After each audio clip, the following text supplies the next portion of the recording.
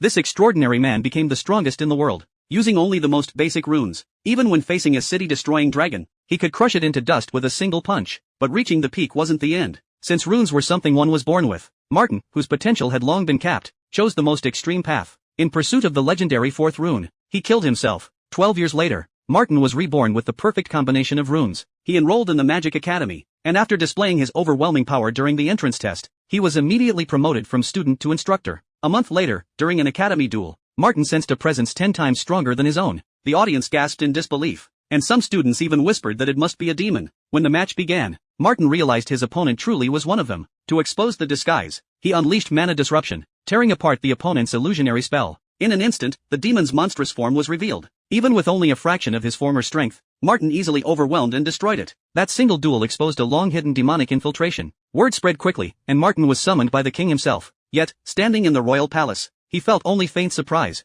Soon he learned the grim truth. Humanity had grown too weak to fight the demons alone. When offered any reward, Martin requested control over the kingdom's labyrinth resources. The king agreed without hesitation, for in this age, magic had long declined, and no one understood the labyrinth's true worth anymore. The king also revealed that several genius magic students had already gone missing, proof that the demon's infiltration had likely been going on for centuries. Drawing from his past life memories, Martin concluded that the demons would invade fully in 3 months. He immediately vowed to construct a forbidden magic barrier within 1 month. To stop them, entering the royal vault, he retrieved the magic sword and experience necklace he had forged in his previous life. Then he invited 2 young women to join him in exploring the labyrinth for materials. They ventured deep underground. Martin used runes to refine ore from the dungeon walls, extracting iron and mithril to forge magic equipment for his companions. While the girls practiced combat techniques, he sat quietly beside them, gaining experience through shared progress. By the time they reached the 10th floor, both women were exhausted. Martin set up a barrier for them to rest inside, and went deeper alone. His goal was the 25th floor. The women were terrified,